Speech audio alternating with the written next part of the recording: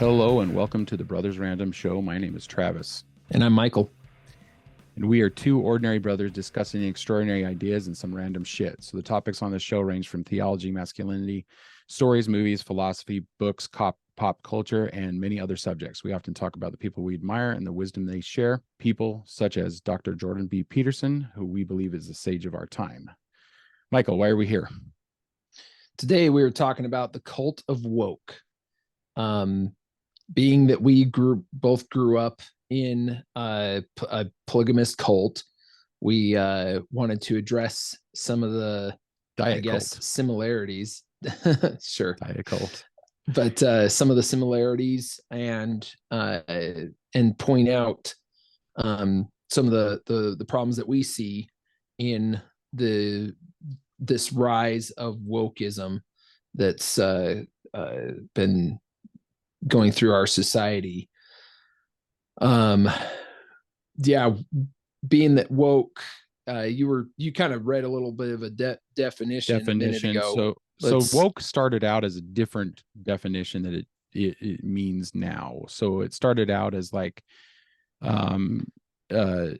people waking up to injustices in the world. That's where the woke comes from. It was basically Black people were waking up to the injustices of racism in our world.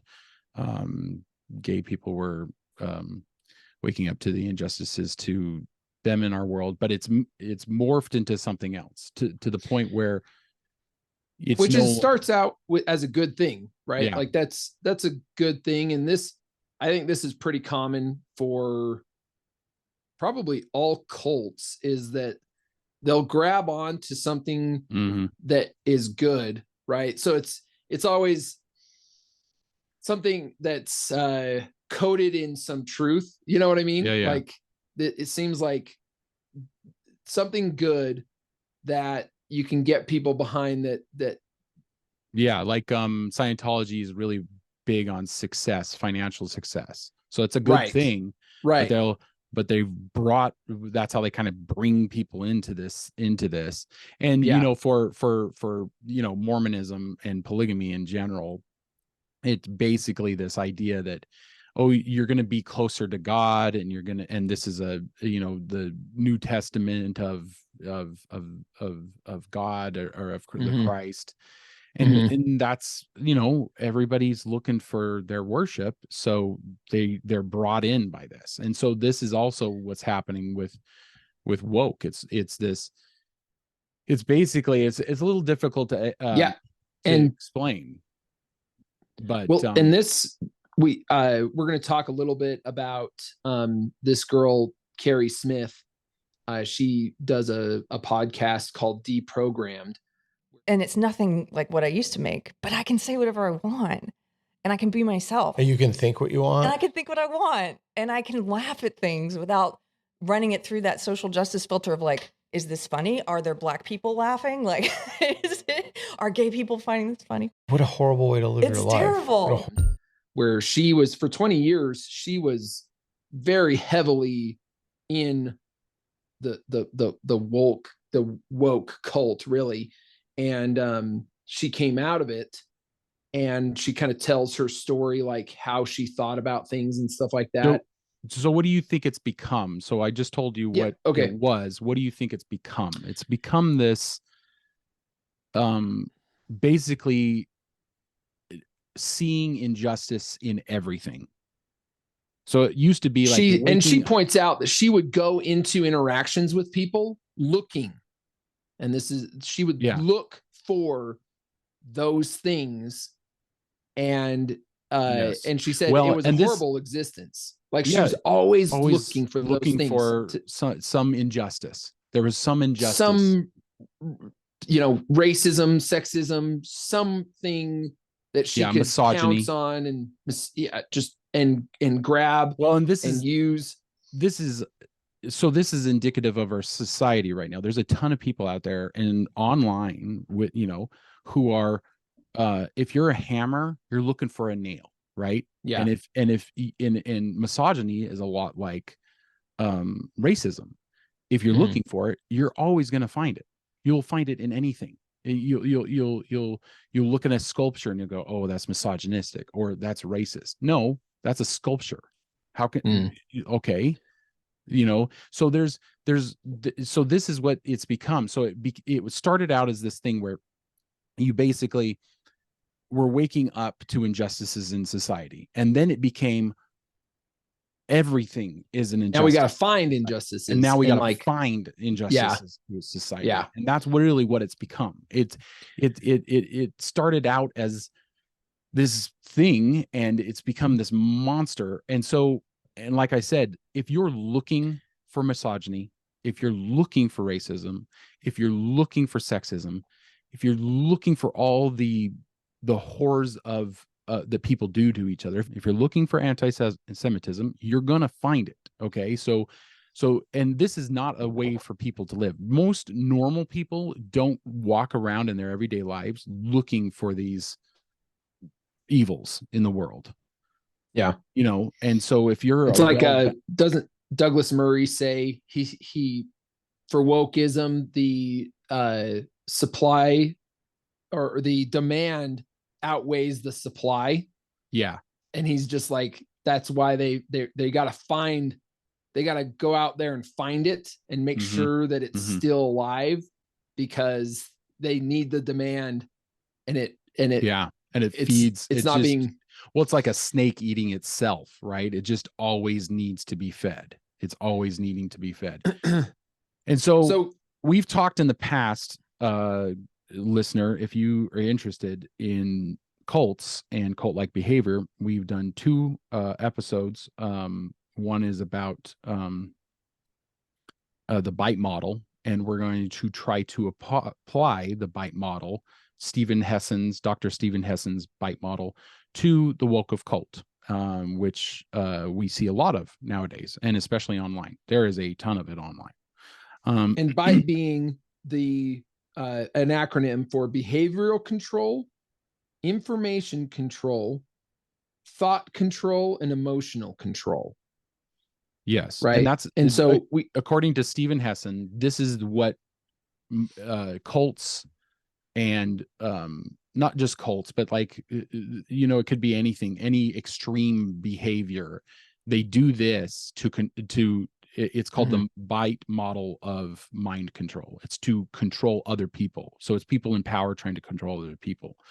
He applies it to all the cults in our society, and it seems to be growing in our society.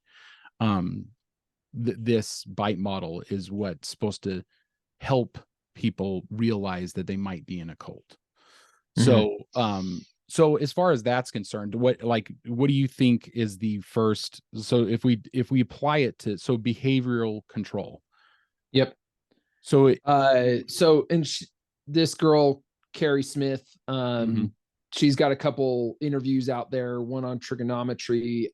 Peter Boghossian interviews her, and they're really interesting to kind of hear her story.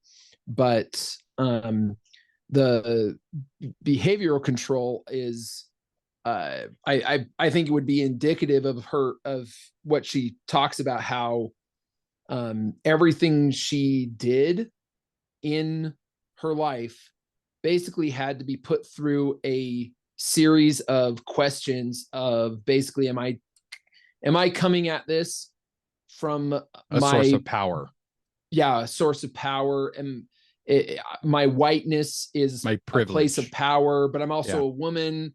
But that's not a place of power. So she was always kind of in this place where she wasn't sure, am I talking with this person from my white privilege power place and she said it was exhausting, and it made her anxious all the time and depressed, like always sad.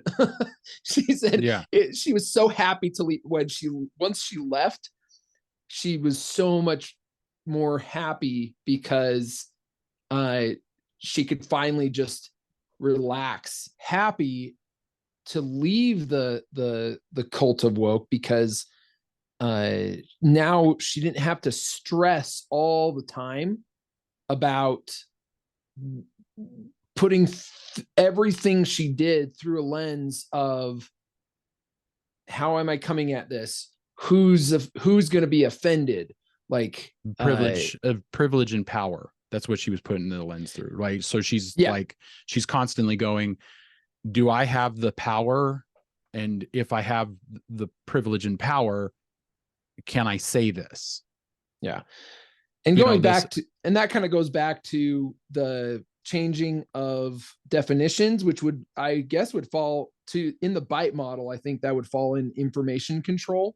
Yeah. Is the changing of definitions that the woke does.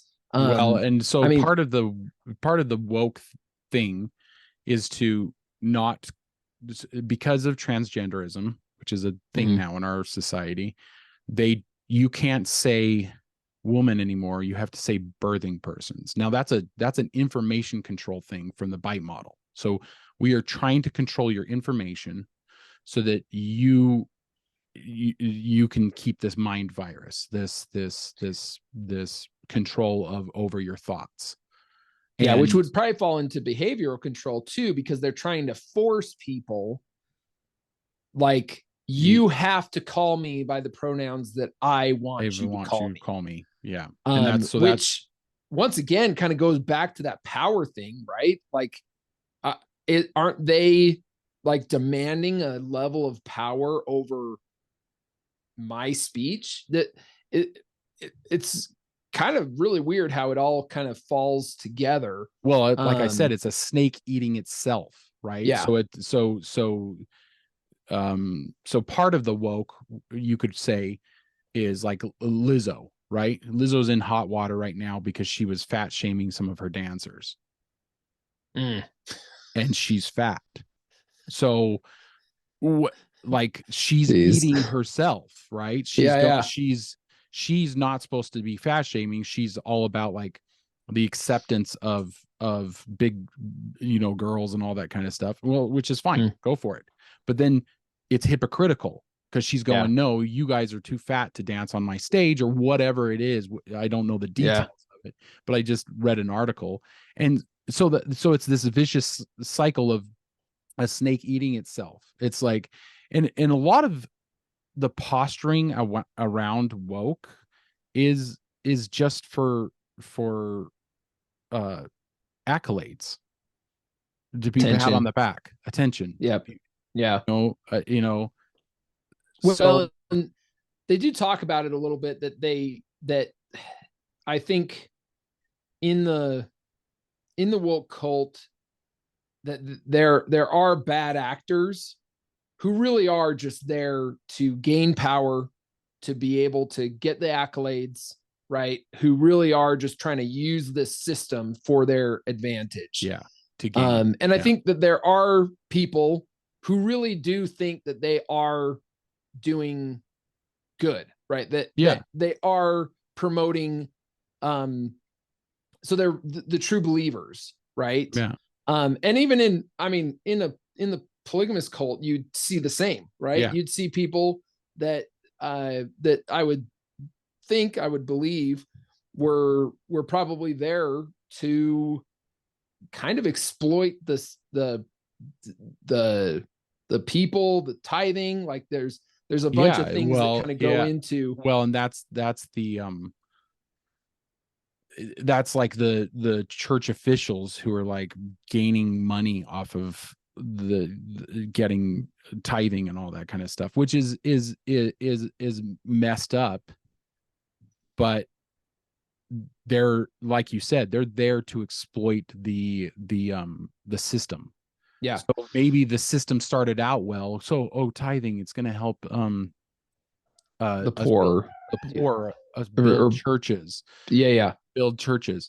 So, that kind of thing. And it doesn't. It just kind of goes in the coffers of the people in charge, right? It's the people at the top. Depending. Yeah, like know, and no one knows because you're not allowed to see. So it's but then I think you do get the true believers who really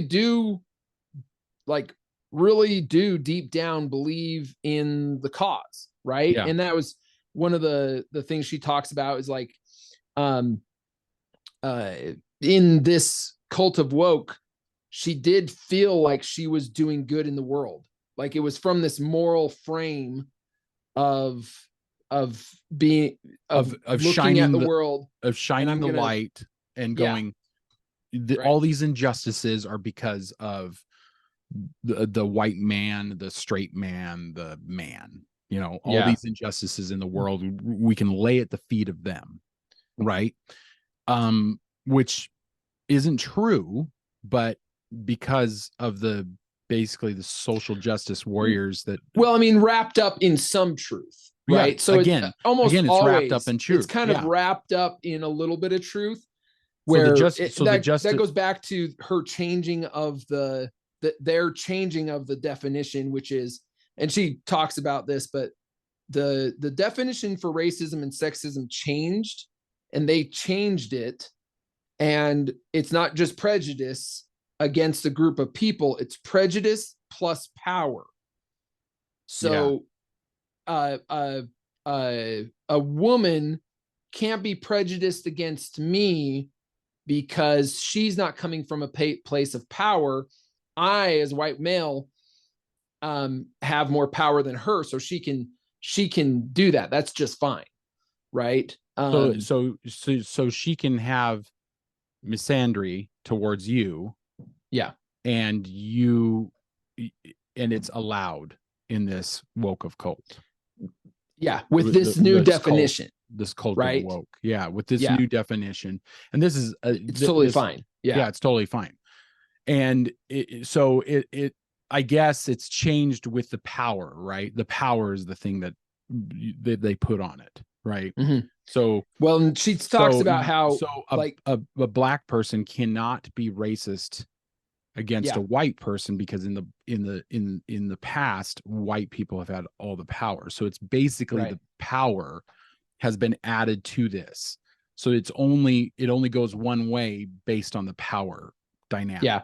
Right. And it's really interesting because her and Peter Boghossian talk about this, where it's racism is prejudice plus power, but there's no end in sight for when to stop that. It was really interesting when they were talking about this, because if you think about it, they're saying, okay, well, a black man can be racist against me for being white. That's okay. But at what point does that stop? Like, at what point are we going to say, okay, cool, we're equal now. Now we can stop being racist to each other. Yeah. Like, no, there's no stop. There's no place where that gets stopped in the future. Well, in this belief system. Yeah. In this belief. Yeah. And so, like, so power of the past means prejudice of the now equals prejudice. So you're allowed to be prejudiced towards people who in the past had power. Right. According to this. Yeah. Yeah. And so that I found that very interesting, because it really does kind of like scream the whole, okay, cool, well, where does it end? Where does it end? And if you're being intellectually honest, it doesn't, which is why any prejudice is in the now is bad. It's just all prejudice is bad, right? Yeah. Judging anybody based on on their group. Yeah, on their group. Basically, the characteristics, their physical characteristics that they have no control over. Now, you can judge a person on whether or not they're an asshole or not, right? So if they're coming at you, content of their character. Yeah, content of their character. So that needs to be so that, and this goes to the thought control of the bite model, right? Yeah. If we can control the way you think, then we have more power over you. And so this is what they do. And this Keri, what was her name? Keri Smith? Keri Smith. Yeah. Yeah. So she's saying that her thought process was controlled, but Mhm. it wasn't like they were controlling it. She volunteered that control up, right? So when she's telling a joke, like say she was telling a joke, and she probably would stop herself in the middle of it and go, who am I victimizing by telling a joke? Yeah. Yeah. And that's a thought. That's thought. That goes to thought. Yeah. They've controlled your thought. Yeah. So she talks about how the lens through which she would see the world really fell down to basically Marxism, where Marx teaches that everything is a class struggle. Mm-hmm. It's always falls into oppressor and oppressed. Yeah. And she said that that power is at the center of everything. Right. And this is would you what would this rank under? Would this rank under thought control or emotional control? Do you think? Probably, I mean, that would probably be thought control, I would think. Yeah. The emotional control would probably be more of just like how you feel when the kind of the emotional outrage when you see someone say like a racist joke or something along those lines. When Trump won, you saw people just falling and completely losing their minds, like screaming in the street, like in the middle of nowhere, like. And that's a certain amount of like just losing all control of yourself.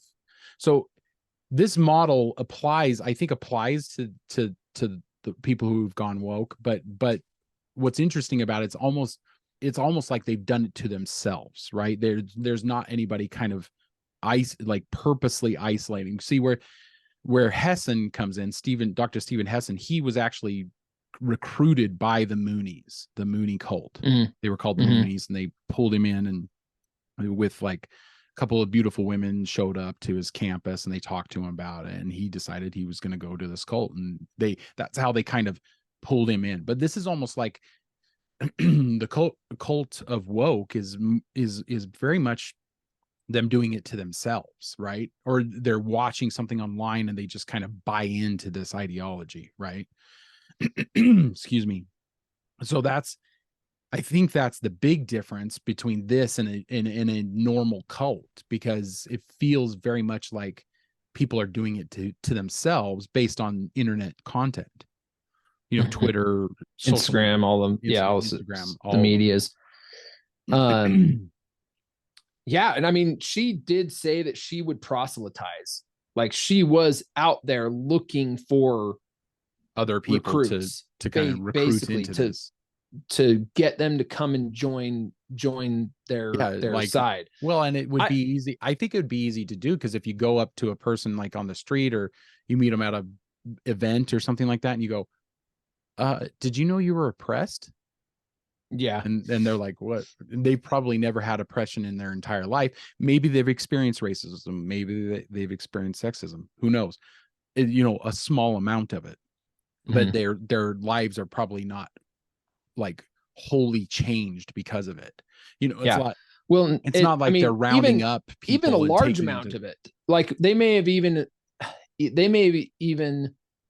received a large amount of racism or sexism.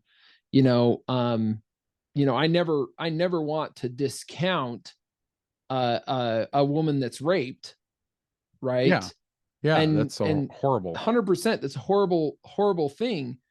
But it's also not fair to, is she justifying to put all men, heterosexual men into this sphere of they're all rapists. Yeah. So but at the same time, if you go through that experience, then I could imagine it'd be very easy for someone to recruit you. into this, right? Yeah. And it's so so yeah, so say there's this hypothetical woman, right? And she's victimized by a man, and she kind of isolates herself, right? Because part of a cult is to isolate people, to take them away from their family, to take them away from their support group, right? So she isolates herself. She's ashamed. There's a lot of mental stuff going on, and then she starts looking stuff up online, and they're like, oh, hey, you were victimized by this person. All of them are like that. They're all like that.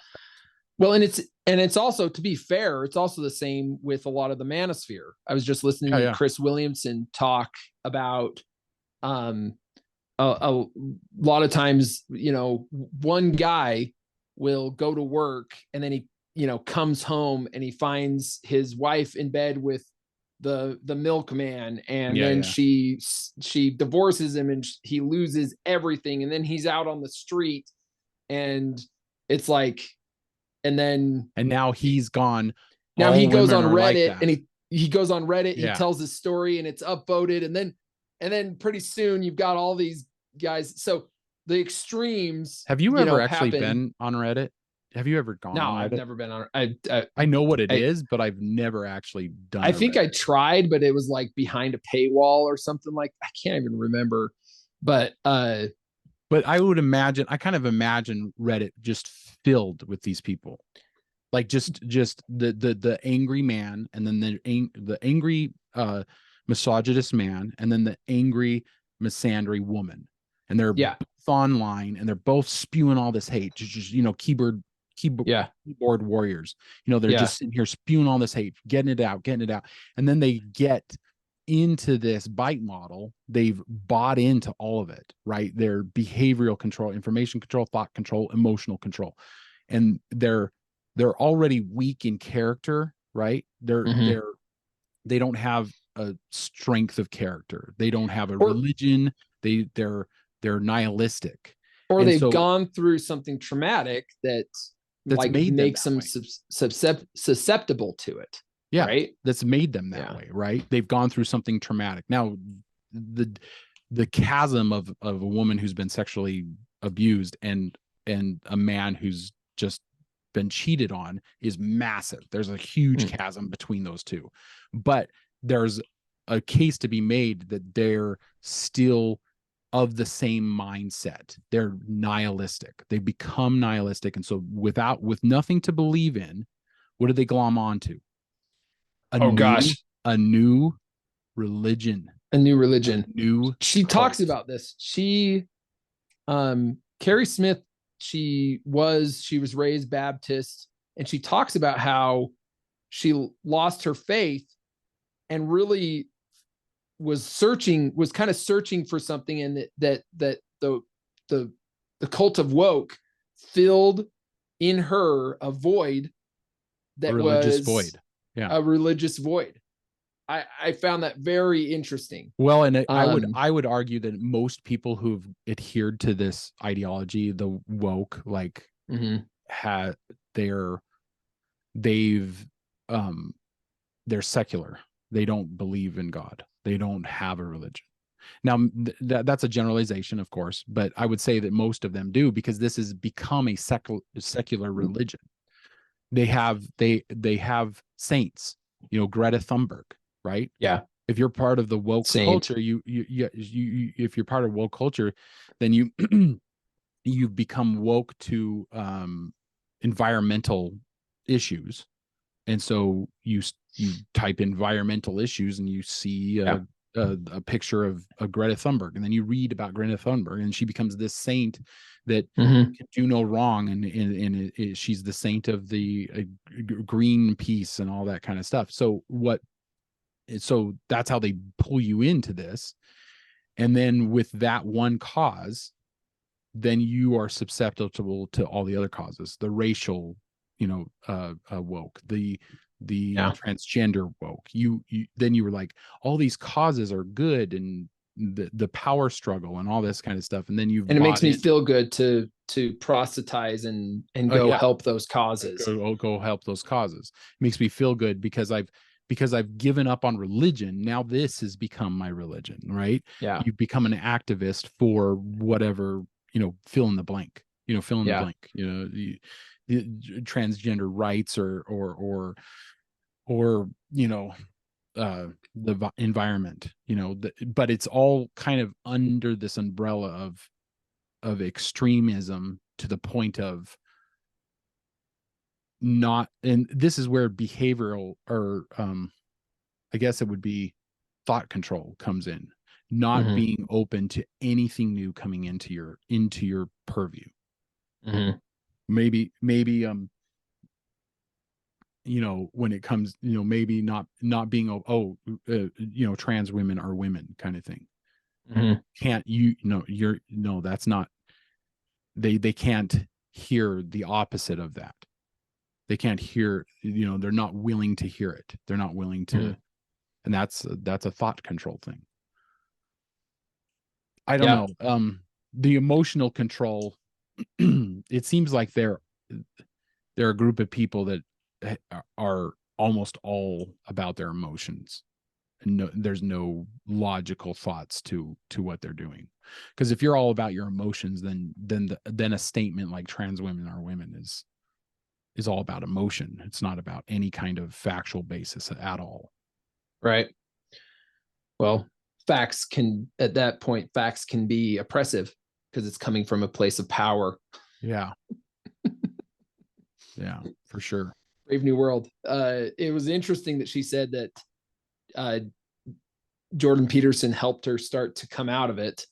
I thought that was, she mentions Jordan Peterson. Yeah. She basically says a friend sent her a video of him and was like, look at this guy. He's transphobic.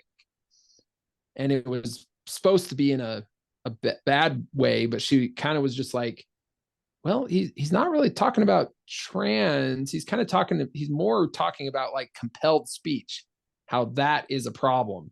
And she's like, I don't know that I totally disagree with him. And like, she kind of started down that rabbit hole a little bit. She also said that in one of the things that kind of woke her up was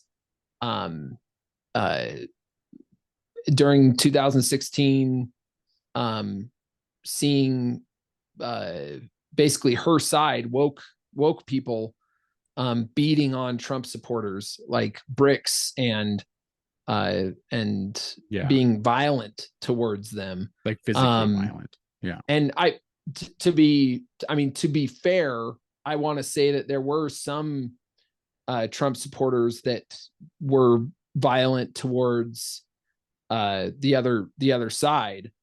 I don't think that either side was completely blameless in some of those. And she even said that there were some in her groups that in her chat rooms and Facebook groups and things like that, there was a lot of people, and they'd kind of, it was kind of tongue in cheek. It was a little joking, kind of just like, well, let's take them out, white, that sort of thing.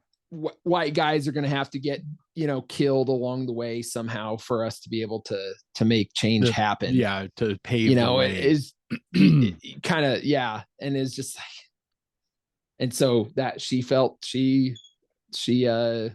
felt that might be the wrong avenue to go down. Yeah. And that kind of helped wake her up. What do you think we should say to the people that claim that Jordan Peterson is another form of a cult? Well, he doesn't either way, you have to be careful, like, right or left, the cult of the right or the cult of the left. Yeah. The bite model, does the bite model apply to Jordan Peterson? I don't think it does, because it's not behavioral control. Well, controlling. He's trying to get you to stand up straight, clean your room, etc., etc. Well, that's I don't think that's a negative, though. And that could just be, who decides, Thought control, emotional control. If you go too far, right? If you're upholding Jordan Peterson as God's mouthpiece on the earth, or sainthood, right? like the sainthood. Yeah. Like if we, and a lot of people were throwing this out when he went through his health crisis. And a lot of people were just like, well, look at your prophet. How far does your prophet fall? Just there's a lot of stuff going on like that. And the thing is, and this is kind of interesting, that the cult of woke doesn't, one of the things that they fall short on is having a charismatic leader. It's kind of it's like a movement, but it doesn't have a leader at the top of it. And but there are some charismatic leaders in the manosphere that are kind of looked up to. So we have to be careful. I mean, we have to be careful that we're not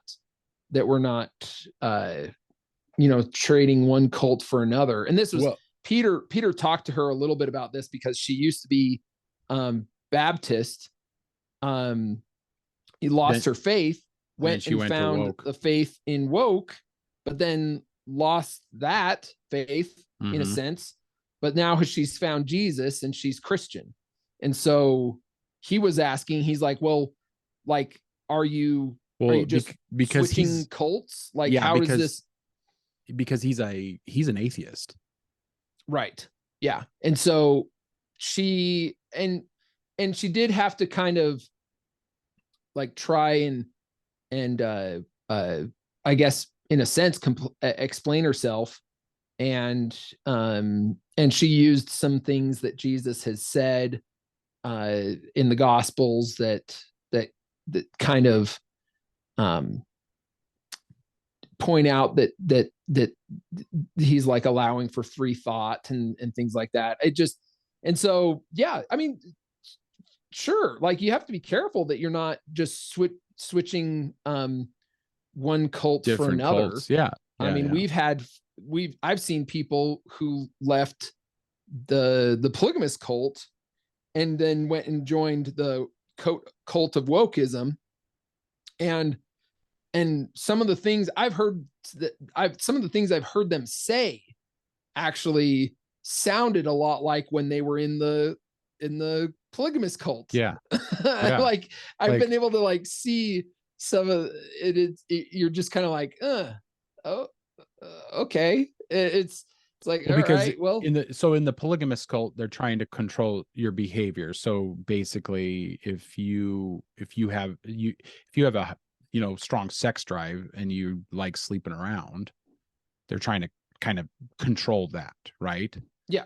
So in the same sense with woke, the same type of person would be encouraged to go have a lot of promiscuous sex. Well, right? that control would be like you're heterosexual, but you don't want to have sex with a trans woman. Yeah. Like, yeah, I don't, because it's a man. You bigot, right? Yeah. Like, how could you? How could you? Yeah. Yeah. So it's another form of behavioral control, right? Yeah. I mean, to your question, like, how do you know if we've been accused of switching from one cult to another? And I would say to those, I would say to those people, I'd say you probably haven't listened to his teachings, because I see him as a teacher. I don't see him as a guru. That's why we say sage at the beginning of our show. He's the sage of our time. It means teacher. He's a teacher. He is teaching us. He's not a guru. He's not a spiritual leader. He's a teacher. And that's what I would say would be the difference. Because he's not controlling my behavior. He's not controlling my information. He's not controlling my thoughts. And he's not in control of my emotions. So all of those things. Now he puts out guides. I would say a guide. I think that's what religion is. I think that's what religion was meant to be before it became this negative thing. It was meant as a guide for you to better your life. That's what religion is. And that's what I see Jordan Peterson's books and his teachings as, are the tools to better your life. But if we're hung up on this idea that you can't follow somebody because it'll lead to being in a cult, being in a cult, then it's the same thing with the bite model. If people like admire Greta Thunberg for her stance against or for environmentalism, but if they admire her and then they start listening to what she's doing and then they consider her a teacher, even though she's, like 15 years old or whatever, 19 years old, and probably doesn't have an original thought in her head. But the whole thing about, if you apply the bite model to almost anything, if you apply it to politics, if you apply it to like Star Wars fandom, I mean, you could probably, again, it's like a hammer in search of a nail. Maybe people who think that there are cults out there, or like are sensitive to cults, are like looking for everything to be a cult, right? Mm-hmm. And in some cases it might be, but people have communities. They have communities online. They have communities. They have political communities. The fan base, the Star Wars fan base, is a huge community of people who are always interacting online, right? Yeah. So I think if you use the bite model on any of those things and it comes up short, then it's not. It's just a following. It's not a cult. Yeah. And I mean, I think looking at kind of by their fruits you shall know them, I think would be a really good kind of rule brick, another rule brick. Using that argument with woke, what are the fruits? Well, and the thing is like, try to think of, where does this go, right? Yeah. Like, does this help our society become stronger and like better and more productive and like are all and cohesive in some sense? Instead, it's kind of like tearing it apart. It's kind of like pulling it away from each other. Kind of, it's making relations between the sexes horrible. I think it's actually creating more racism. I think rather than opening people's eyes to it. Yeah, rather than I think it's, I mean, we kind of we mentioned, but Douglas Murray, just like the supply isn't there for the demand.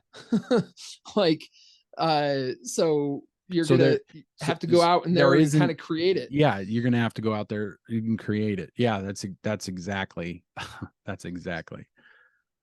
and that is a messed up. Yeah. So let's think about this 10 years. Where does this go? Where does this go in 10 years? Prejudice plus power makes prejudice okay, or racism or sexism okay, then towards people that had power at one time. Yeah. Or to a people that had power at one time, right? Like this sexism and racism being allowed, then I don't see a world in 10, 20 years that doesn't make worse.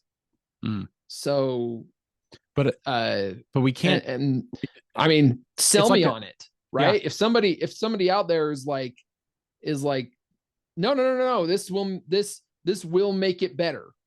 Okay, like sell me on it. Like, tell me how it's going to make it better. How is being racist just because, and it's okay because it's not from a place of power or whatever, then how does that make us better down the road? Yeah. How does that racism not conjure up more racism? Yeah. Right. I love the Morgan Freeman bit where Morgan Freeman's just like, let's not be a Jewish man and a black man talking. Let's be Morgan Freeman. And Black History Month you find ridiculous. Why?